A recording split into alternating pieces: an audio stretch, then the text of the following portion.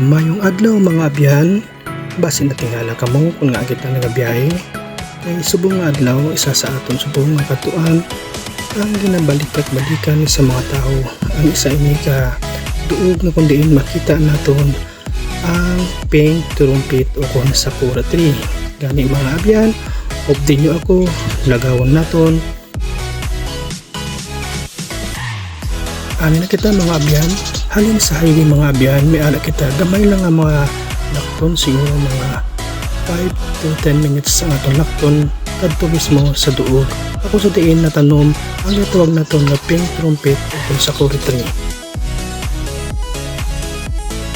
Gani abyan, nakita na ninyo, arin kita sa duog, diin natanom ang ginatawag na pink trumpet o kung sakura tree. Sa aton gali ng mga abyan, aluyag makadto diri, kung paano ka mamakadto. Ang ini nga lugar, located ini ang aton nga pink trumpet o kung sakura tree sa sitio Mulubulo, Barangay Himaya, diri sa Banwasang Hinigaran.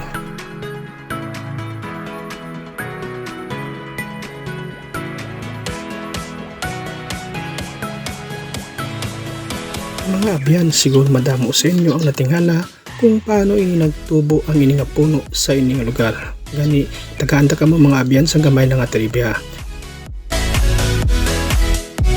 Mga abyan, base sa impormasyon nga aton nakuha, ang ini galing nga seeds na galin ini sa isa ka madre na close friend sang nanay sang tag-iya. Ang natabo, iya ini kung papigit kag ginhatag ang mga seedlings sa iatog na ton tag-iya sang ini nga duta. Kag sang 1984 ini sugdan nila tanom, madamong seedlings ang itanom sa ini nga lugar. Ang lugar nga ini mga abyan, located ini sa sitio Mulubulo, Barangay Himaya sa Banwasang Hinigaran. Kag sa nagligan ng panahon, may ara 3 kapuno ang nagtubo. Apang sa sige-sige nga naghalin sa ini pagtunom sa ini to, isa lang gid mga abyan ang nakasurvive. Kag sang 2021 mga abyan, may isa ka vlogger man na taga Hinigaran ang nakadiscovery nga ang ngalan niya si Joy Lando Photography. Iya inigin discover kagin po sa social media kag digto nagsikat ang ini nga tanom nga tawag nila nga pink trumpet o kung sakura tree. Kag sa pagdigat sa tinuoy mga abyan, ini na ginabantayan ang pagbulom sang ini nga pink trumpet o kung sakura tree. Kag nabalik-balikan kag padayon nga nangin tourist attraction na diri sa Banwasang. Mga abyan na hindi loglaho kundi nagalin ang ini nga seeds. Halin pa ini mga abyan sa gwa sang pungsod kag nagalin ini sa pungsod sang Guatemala. Ang seeds sang natawag naton nga pink trumpet o kung natawag naton nga sakura tree. Sabi mga abyan no, kamagsahon gid lang ini nga magtubo diri sa aton. Gani sa mga wala pa kakadto dira mga abyan, kadtuin nyo na ang ini nga lugar kag para masaksihan nyo mismo ang natawag naton nga pink trumpet o kung sakura tree.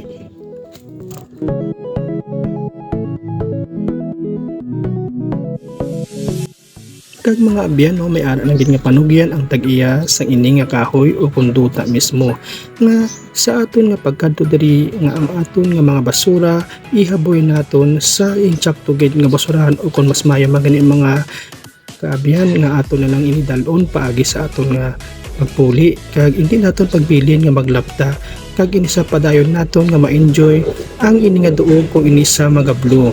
Gani basura mo, puluton mo, kag taguon mo o kung ihaboy mo sa insakto nga lugar.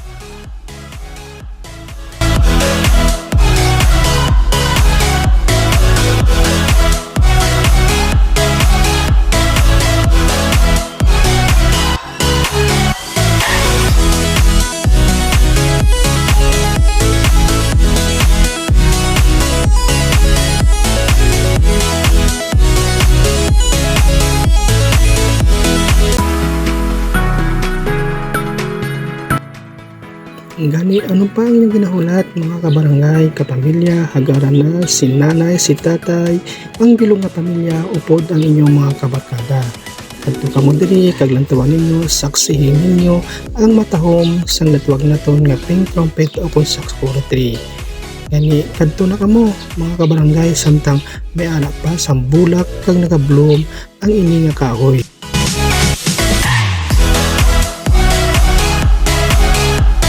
And I'll go